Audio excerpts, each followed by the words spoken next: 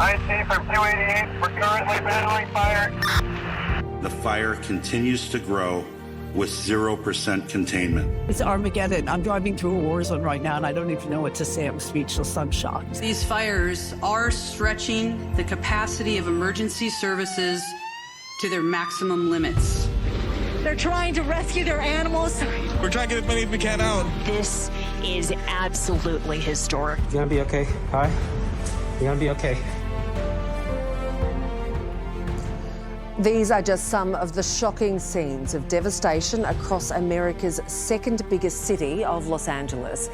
And as we go to air tonight, a new fire front is opening up in the Hollywood Hills. Exhausted locals and fire crews desperate to get the biggest wildfires in the city's history under control. Oh my God. We're out of the way, but if you have other priorities, this is insane. The scenes are apocalyptic. The whole entire hills are on fire. Fires raging through Los Angeles, engulfing homes and decimating whole neighbourhoods. This is pretty devastating.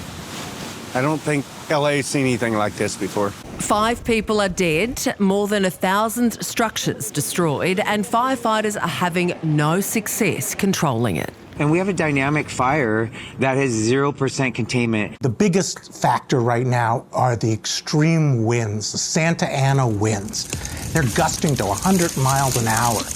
Also known as the devil winds, the Santa Ana winds originate inland, blowing dry desert air over Southern California in the cooler months. But these gusts can have the strength of a hurricane, toppling power lines and spreading the flames. All the stuff that's here is replaceable. People are not, so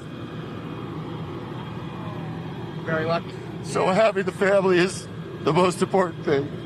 The devastation compounded by the fact that this is entirely unseasonal. With America in the middle of winter, LA should be experiencing its rainy season. Experts pointing to climate change as a major factor. I think it's no surprise that we basically have a year-round fire season in California. However, such a destruction on this scale is not often seen in the month of January. I'm sorry, Brad. Now get out of here. The unseasonal fires, meaning some water bombers that would normally be used to battle the inferno, are currently in Australia for our fire season as part of our resource sharing arrangement. This is going to be an increasing problem. Our fire seasons are getting longer, their fire seasons are getting longer. So how do you help each other when you're both burning? LA residents desperate for all the help they can get. 100,000 people ordered to evacuate, many with no homes to return to. We lost a lot of homes, It's a lot, but, nature wins. We are live from the lands of the Cooler Nation, and Matthew Hall is Editor-in-Chief of the Santa Monica Daily Press. He's been good enough to join us from LA. Matthew, it's coming up on midnight where you are. What is it like there? So at the moment, we're actually in a moment of calm. They forecast that these winds would be dropping off, and they have been. No one was sure to believe the weather forecasters or not. Turns out they were right in this case. The winds have dropped off. So we are right now in hopefully a multi-hour period of low winds, which will enable some firefighters to get a leg up on the fire. However, they're forecasting those winds may come back up either late tomorrow or the next day. So it's kind of a hold your breath and wait moment for everyone at the minute. Yeah. How close has the fire come to where you are now? So I'm in the city of Santa Monica. We are a coastal city. We have the Ferris wheel, very famous thing. You'll have seen it on TV. We're close to Venice Beach, which many people recognize if you're my age from Baywatch or from other kinds of shows. So where I physically am sitting right now, I'm probably 3 miles from the fire line. The Santa Monica city border is maybe 1.5 miles, 2 miles from the fire line. But we say fire, I'll take that with a pinch of salt because the fire moves very quickly and very erratically, and it has been switching directions all day. So, give or take, it might be closer, it might be further away. Depends on exactly what the wind has done in the last couple hours. We've been watching in horror from the other side of the world just how much devastation these fires have caused. And they're fires that don't discriminate, right? I mean, whether you're in a mobile home or a mansion, who are some of the celebrities who've been affected by this? There's a long list of people who've already lost their homes. Oh, yeah, absolutely. So Pacific Palisades, which is fire's named after Palisades Fire. Pacific Palisades is that community, as you say, houses a variety of folks. There's certainly some big name celebrities up there. You know, people have talked about Paris Hilton watching her home burn on TV, or Billy Crystal and his wife losing their home, and there are lots of folks up there. But as you mentioned, and one of the things I think is really sort of more important is the fact that it's not just about sort of one or two famous people. People think about that with LA, and I totally get it. But this is a vibrant, thriving community. It's got multiple schools in it. It's got a diversity of age groups in it. It's a wonderful place. And for all intents and purposes, it's gone. Like, whole neighborhoods are wiped out. As you said, the mobile home park that was by the beach that I used to go to all the time, it's simply not there anymore. And so those folks truly have lost everything. And many of them may not have the means to rebuild. You know, just because they were in a nice area of town doesn't mean they're able to absorb this loss, particularly in California, where we have extreme problems with our insurance market and people canceling homeowners insurance. So, yeah, there's absolutely celebrities who've lost their homes, and they deserve as much sympathy as anyone else. But there's also potentially thousands of everyday folk who have lost absolutely everything right alongside those celebrities. Matthew, stay safe, and thank you very much for your time. We wish you well. Thanks. Gosh, the scenes. I mean, we know bushfires here, right? But it's sort of being fanned by those Santa Ana winds coming off the desert. I mean, it's just...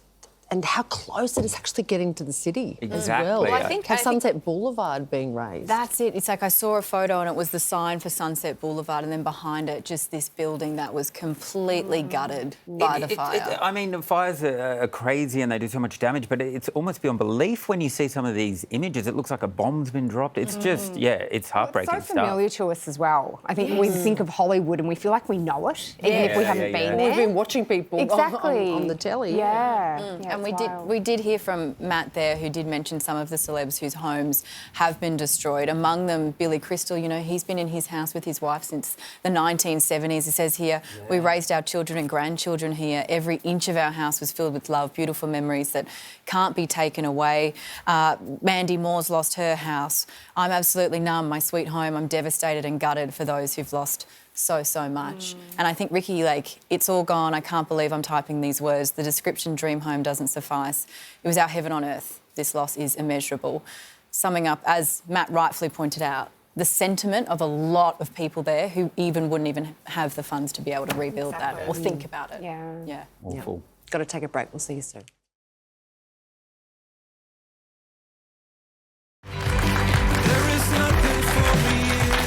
Welcome back to the project. Let's get some news now. And a lewd photo scandal has engulfed Luke Sayers, the president of the Carlton Football Club, after an image of a man's genitals was posted on his X account. He claims his account was hacked, with the tweet also tagging a female executive from a company that sponsors the Blues. Sayers says he's investigating. In the meantime, his account has been deactivated. There's been a delicate salvage mission off Rottnest Island today as authorities recovered the wreckage of the seaplane that crashed 2 days ago. 3 of the 7 people on board were killed, including pilot James Wong. Investigators will start work straight away in a bid to find out what caused the tragedy. We want to do as little additional damage to that aircraft as we raise it, but equally there's a number of components within the aircraft that we want to get to as quickly as we can. Some people just aren't the sharpest tools in the shed. Check out these idiots. The CCTV footage shows the moment it all went pear-shaped for 2 bumbling arsonists in Melbourne. Police have released the footage of them trying to torture Melbourne Burger Shop on Christmas Day. Oh, wow. Only problem, one of them also set fire to himself. Instant He karma. could also be seen trying to put out the flames as he ran off. Wow.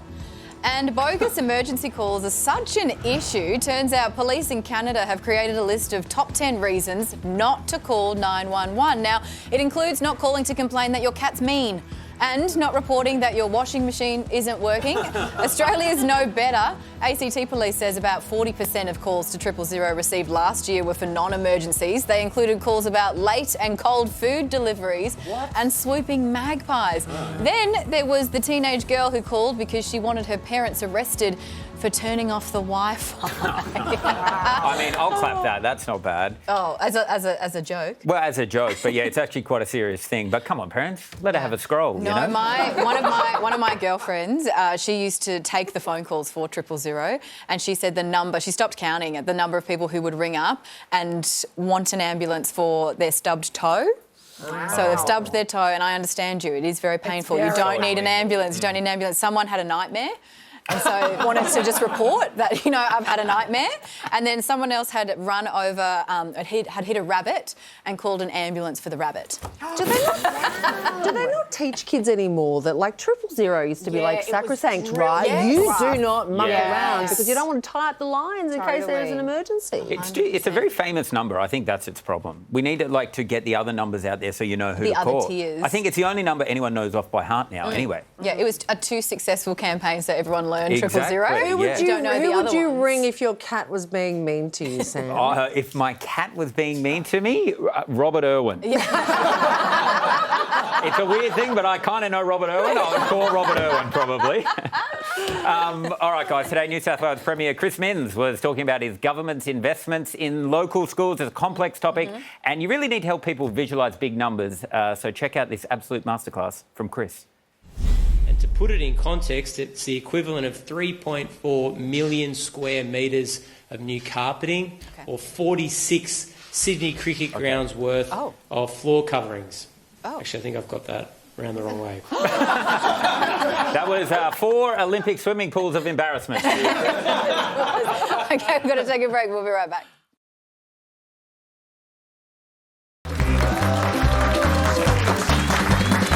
Welcome back to the project. The Elvis Express has left the station. Hundreds of Elvis Presleys have donned their blue suede shoes to head to the 32nd annual Elvis Festival by train. They boarded the special service this morning, ready to rock and roll all the way to Parks and Country, New South Wales, and there'll be birthday celebrations on board. Elvis would have turned 90. Really? Yesterday. He's an icon and he's a legend. If you live in Parks, you've got to own an Elvis suit. Cheap bling on the fingers and the glasses, and it's all in the attitude. Yeah. We'll be singing, we'll be dancing, so the train will be rocking for sure. The train's rocking, hang on. Wow. Now, it's clear Elvis fans say they love the festival for a lot of different reasons, and this is just one of them here. What do you love about the festival? Elvis. I think her favourite song is A Little Less Conversation, I think. Now, the Mayor of Parks, who, believe it or not, we just saw in that footage there, he was one of them dressed up. He treated Sunrise this morning to a little tune, and it started out strong, I was watching it, but it kind of ran out of puff towards the end. We'll keep it simple. Yeah, hunka. You ready? Yeah. A hunka burning love. Yeah. Hey, a hunka burning love. Yeah. A hunka. Okay. No, you have to join. There we go. Yeah. I don't know much about Parks' local government, but for the next election, his slogan should be, there we go! Now, when it comes to socialising, just how often do you flake out, Sam? Or get flaked out on? Well, the habit of cancelling or changing plans last minute, Sam, seems to be on the rise. Many people think that that's because people are feeling burnt out and unmotivated or just don't have the money. And being able to send a quick text to cancel means you don't have to face up to the person that you do stand up. Why are you guys all looking at me? There we go. You're the flakiest person I know. I'm the flakiest person. One of, yeah. I just like to think of it as I'm prioritising your alone time. By what? Keeping your alone time? No, it's just hard because, we're all busy and sometimes you double book yourself. Monty, come on, back me up. No, I'm a non-committer. So there's, WhatsApp groups with all of your friends and they'll be like, let's do dinner. I just sit back in the corner until I've decided if I want to go or not. And so I'm a late RSVPer because I hate flaking. Yeah. Flaking's the worst. It is the worst. And I mean, I do. Okay, I'll admit. You flaked out on a birthday dinner that was purposefully created for Sam and you felt so bad. What did you do? I bought you and another producer here, Anna, plants. To make up for it. I felt so Apology bad. plant. So it was my birthday and I bought you guys presents. Yes, right. That's right. Do you know what the best feeling is? I will admit I'm a bit flaky and it's something I'm trying to get better on. So thank you for coming to my therapy session. But also, when you are about to flake on someone and you're quite anxious about it and you're picking up your phone trying to draft the message and then your phone goes ding and then you look down and it's the person you're trying to flake on flaking on you. Yes, it's the best. They've gone in the other way. Yeah, it's really good. It's unbelievable. Really good. Guys, I've actually got some breaking news. We have to cut this chat short. I've got breaking mole news. Wow, that was dramatic, wasn't it? Now, you might remember last year my pick for our Marsupial of the Year competition. It was the Marsupial Mole, right? And I think it was absolutely robbed. The Australian public didn't know we were onto a good thing. It's upsetting. Well, mole expert Dr. Stephen Frankenberg is the author of a just-released study putting the Marsupial Mole under the microscope. It's exciting. Dr. Stephen, tell us, what have you found? Well, we managed to clarify which other marsupials it's most closely related to. There was a bit of controversy over which group they were mostly closely related to. But our study definitively showed, put last nail in the coffin, that it's definitely closer to the bilbies and bandicoots. And what did you find out about the mole's eyes? Yes. Well, this is my favourite part of what was discovered. So, it was a really cool study that looked at the genes that are important for developing the different parts of the eye. So you've got different parts like the lens and you've got the rod cells and the cone cells.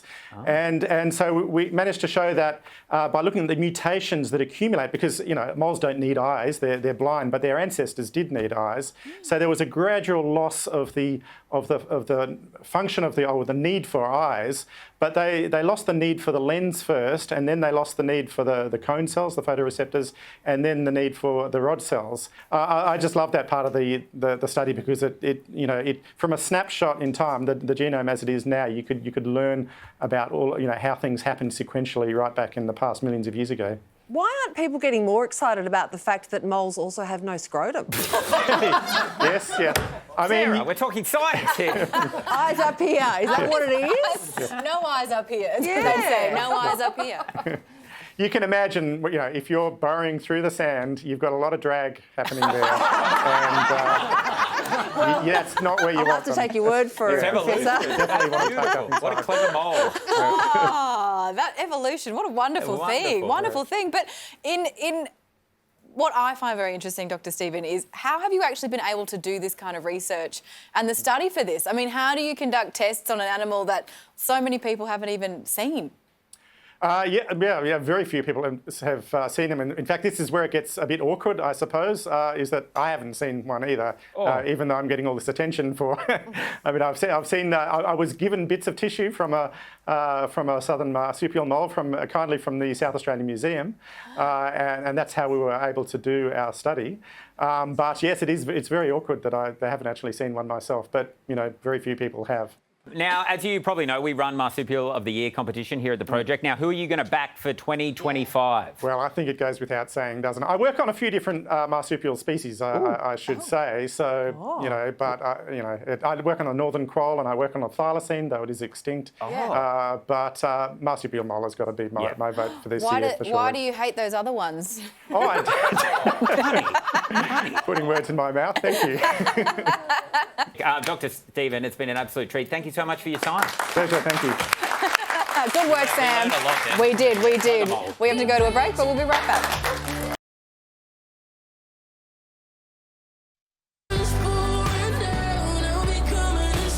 Welcome back. Scenes of horror, chaos and devastation, and at least 5 lives already lost.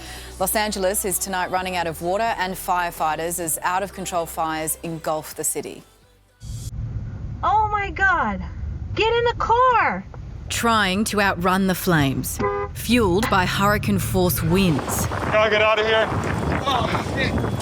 Holy shit. In the middle of winter, America's second largest city is consumed by fire. These are unprecedented conditions, but also unpredictable. At least 6 wildfires are raging across LA County, mostly uncontained, exploding in size, more than 26,000 acres engulfed. None of us know where the next one is going to be, because with these winds, once it starts small, it'll be very big very quickly. A new blaze today erupting in the Hollywood Hills. Wild scenes that could have been dreamt up by Hollywood anything but fiction. Cars abandoned, more than 100,000 residents forced to evacuate, many left with little time to flee. You gonna be okay? Hi? You gonna be okay? Oh, shit. Look at that. Oh, shit.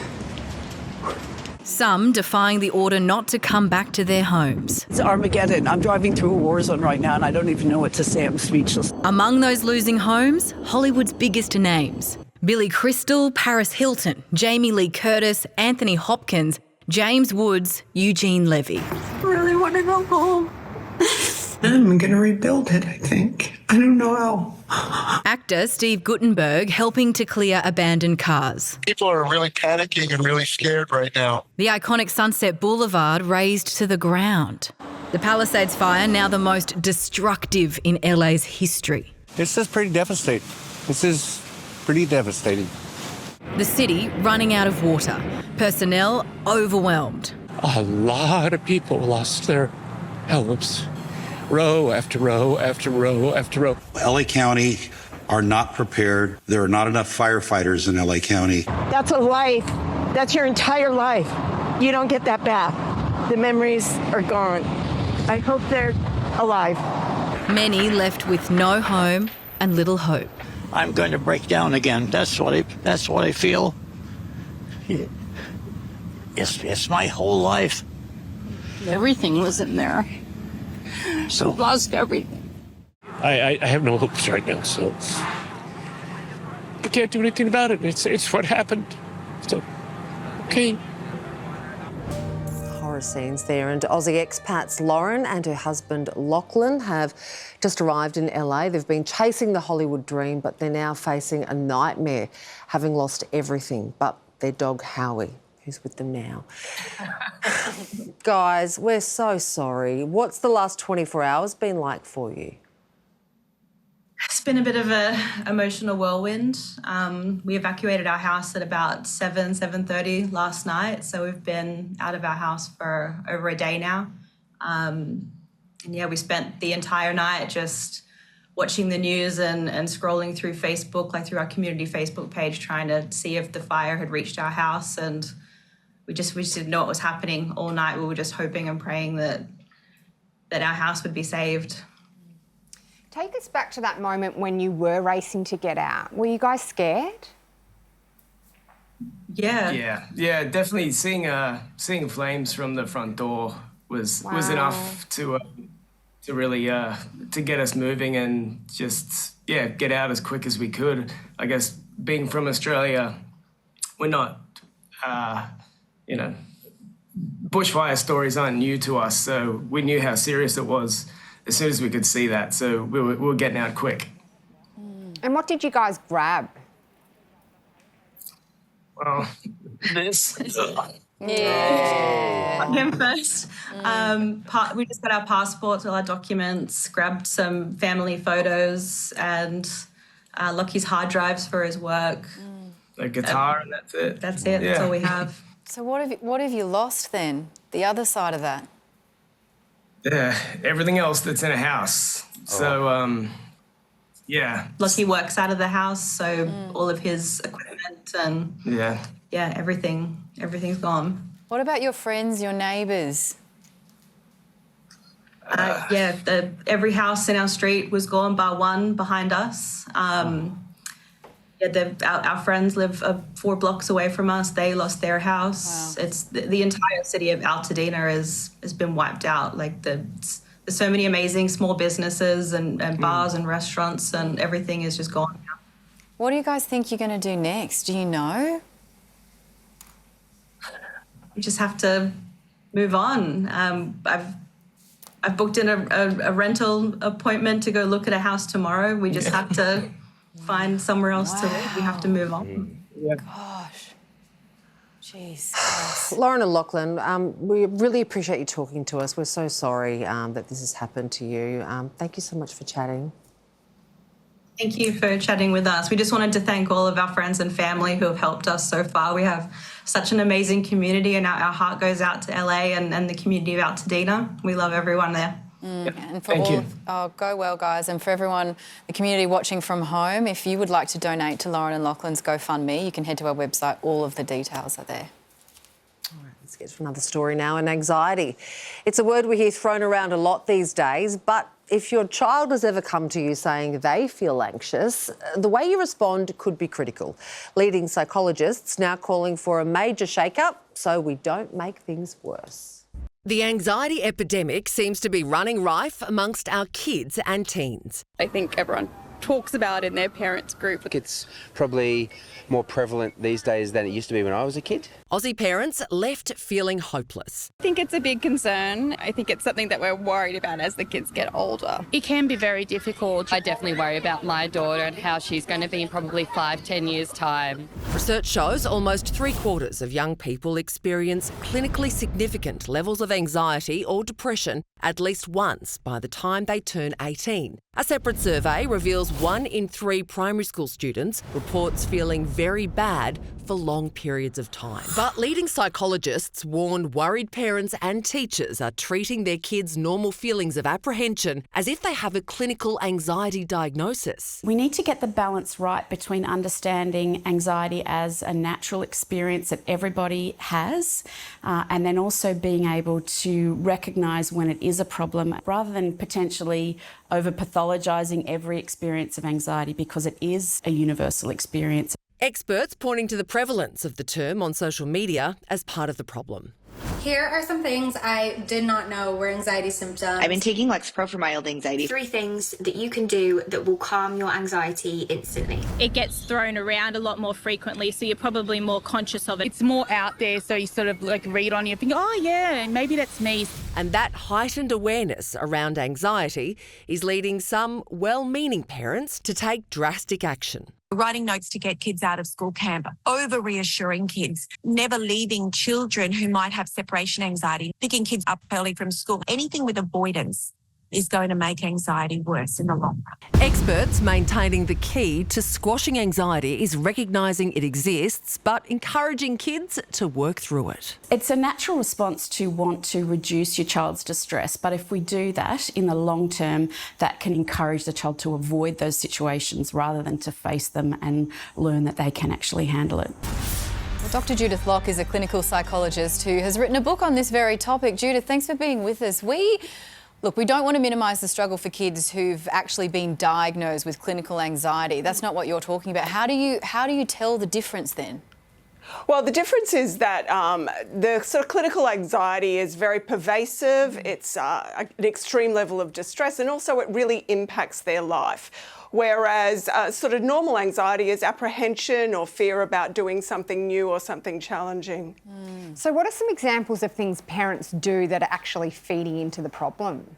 One of the big issues is that parents themselves are anxious about their child being anxious, and that has them probably asking their children a lot more, how are you feeling about the school camp coming up next week or school starting next week. So those discussions about feelings really focus a child on, what might be just a sort of little bit of nerves or something, and starts to amplify that, particularly when the parent wants to be reassured that their child is not feeling those things. They inadvertently amplify it up and make it a much bigger deal than what is good for them.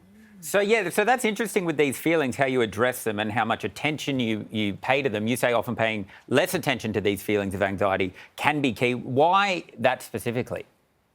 Well, nerves are normal. So, doing a job interview, starting anything, a new job or a new school, these are normal things. But we've started to make it sort of a terrible thing, and we've started to think that we need to talk about feelings all the time. So we're much better at identifying feelings.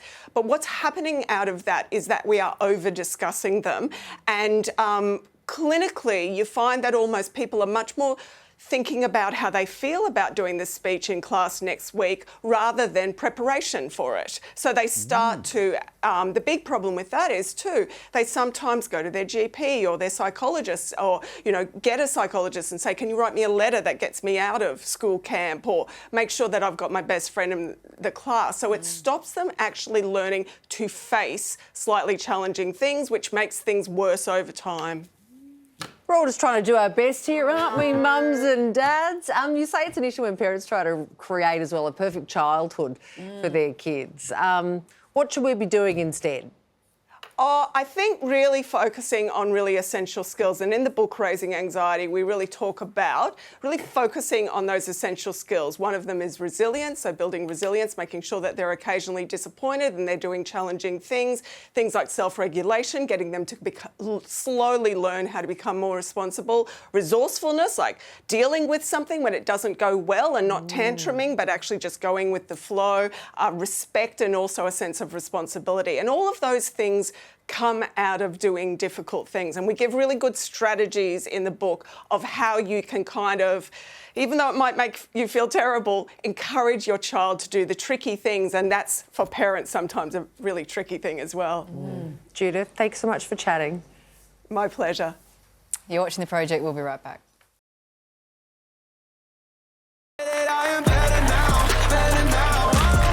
This is The Project. Welcome back. Let's get some more news now. And rescued hiker Hadi Nazari says he can't thank everyone enough as he recovers from his snowy mountain ordeal. The 23-year-old survived on wild berries and muesli bars during the 13 days he was lost in Kosciuszko National Park. He was finally found yesterday by other bushwalkers. Aside from blisters and a few cuts, his cousin says Hadi's in remarkably good condition. And we were all surprised and shocked at how fit and healthy he was after 13 days. And he was keen to go for another hike. And I was like, no more hiking for you. Hadi, to the bed. Tie him down. Yeah, you need to relax. You need to relax, Hadi. That was an incredible story, but you also may remember this incredible story from yesterday as well about American man Mike Johns, who got stuck in a malfunctioning driverless car. That's right. The vision was so amazing. Let's just remind ourselves. This call may be recorded for quality assurance. This car is just going in circles. Hi there, Mike. This is Gab. I'm calling from Waymo Support. Yeah, I got a flight to catch. Why is this thing going in a circle? I'm getting dizzy. Look at what it's doing. Is it circling around a parking lot, right? It's circling around a parking lot. Well, fortunately, Mike managed to escape and he's with us now. Mike, this started off as kind of funny. But at what point did you think that you'd had a bit of a problem?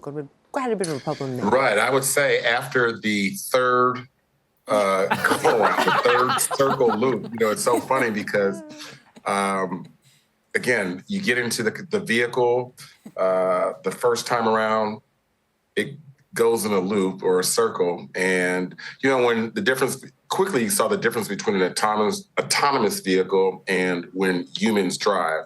When a human drive, you'll say, hey, Dave, hey, Matt, whatever, you're going the wrong way. When there's nobody in the car, you're like ghosting the machine. But again, by lap 3, that's when it quickly went from a prank to what the... And then, hey, we got Australia, we got a problem going on right now. And it's very crazy. You had this big problem, Mike, but for me, personally, that kind of just looks like how I normally try and park my car. Yeah. Not going to lie. You normally do 15 laps, Yeah, don't you? 15 laps, just to be sure. But what was your plan if it didn't eventually stop? Like, what were you going to do? What were you thinking of?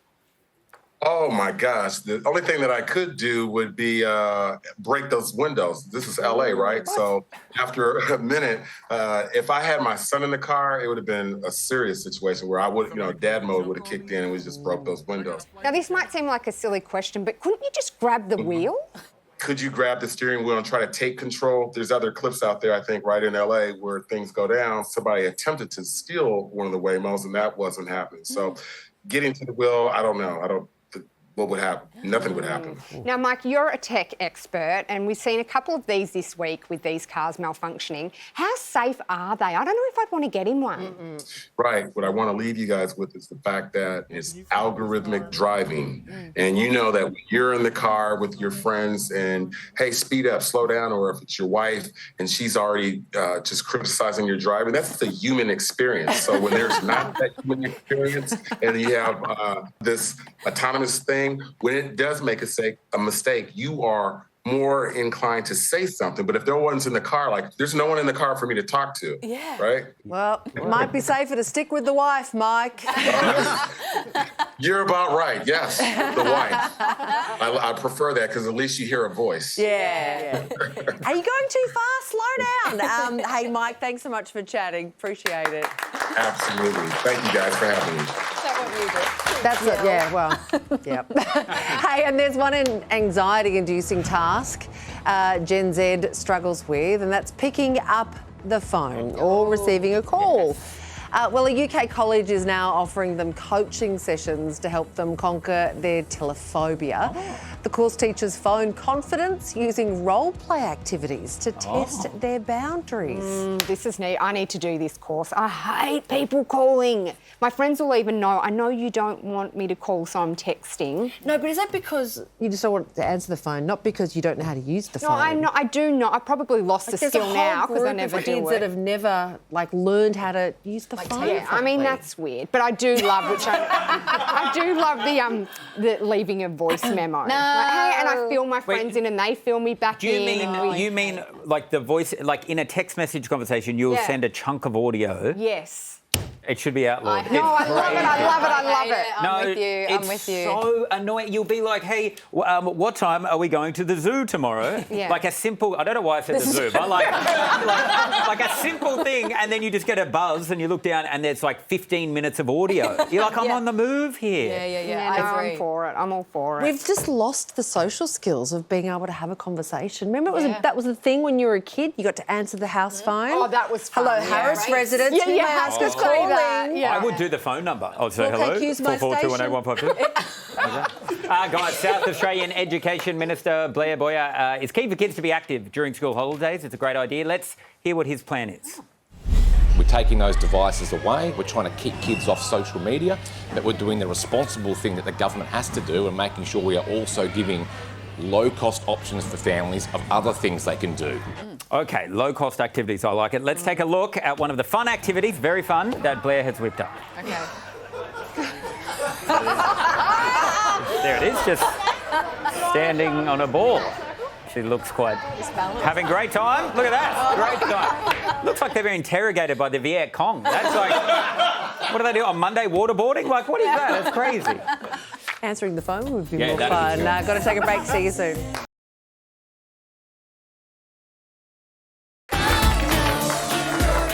You're watching The Project. Welcome back. Guys, today New South Wales Premier Chris Minns weighed into this summer's hottest topic, people erecting their beach cabanas early in the morning just to reserve a spot for later. We were talking about it yesterday. And look, let me tell you, I've covered Chris a lot in this job. I have never seen him this fired up.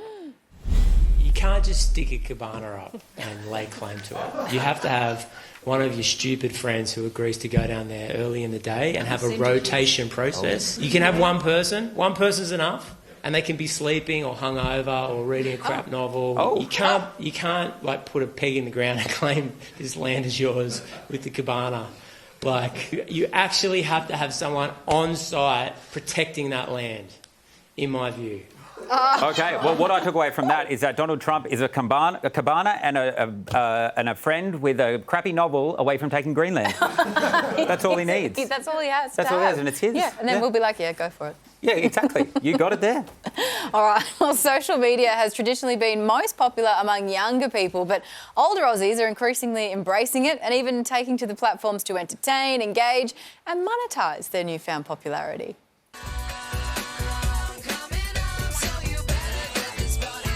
Ginger and Carmen are two besties living their best lives online for all to see. How does that friendship then blossom into this incredible creative partnership, but also very successful influencing partnership? We've got the answer to that. You go to Paris.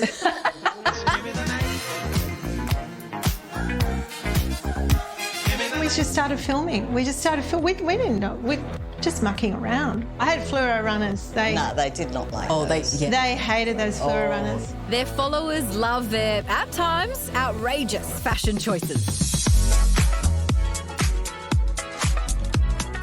Amassing more than 340,000 followers on TikTok and 19,000 on Instagram. If you don't follow trends in fashion, do you follow trends in social media? We're not very good at it. Syncing. Yeah, we're not. We're just not very good at it. But in Sydney's Hills District, Robert and May have mastered the art of the lip sync.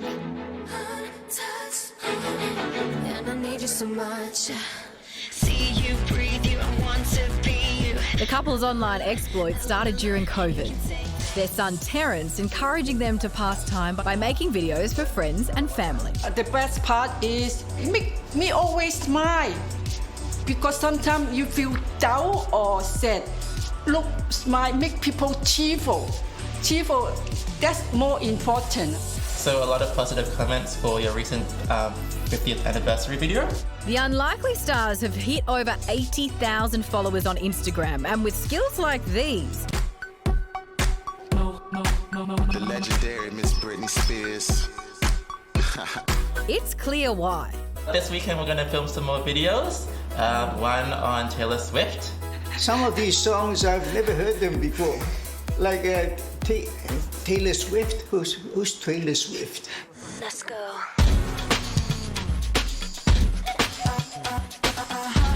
Let me see what you can do. Back in Melbourne, Ginger and Carmen hit up their favourite vintage store. They say the key to fashion is making it your own. Guys, you need to do styling sessions. Perfect. You look gorgeous. Did you ever think that this would be a job? No. It's such a surprise. We're just show-offs. We always have been.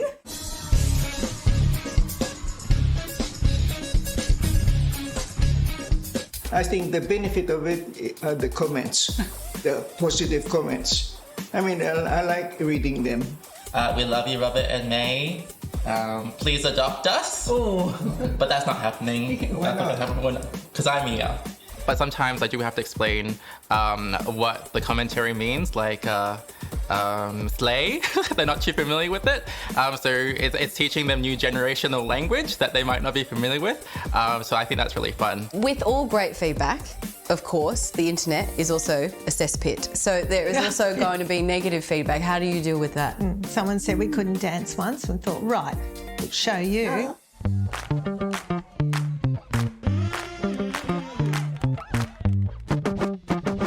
Is it a lucrative thing? Yes, it is lucrative.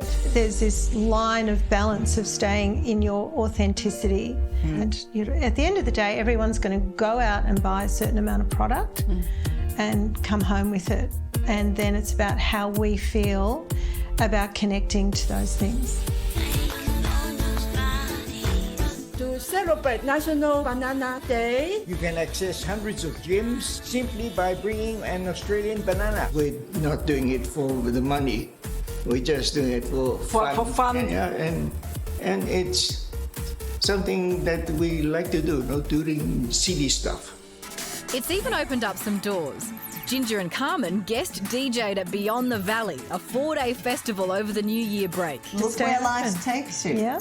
We've always loved music, so why not play it? And dancing. And who knows, maybe one day we'll see Rob and May make a long-awaited cameo on a Qantas ad.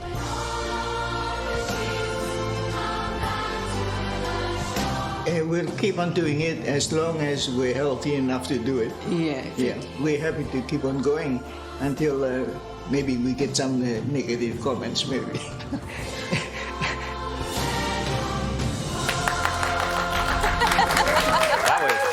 I think we've given a couple of the ladies in the audience a few some ideas. Yeah. Who are watching us. It's going to be my fallback career and only Grand's accounts. That's what I'm I'll going to do. subscribe. No, I bet you will. I'll give you mates rates. What is going on? That's a beautiful story. It was. And I've got to say, Ginger and Carmen, absolute hoots. I had the best morning with them. It was amazing. We love you too, Monty Dunn.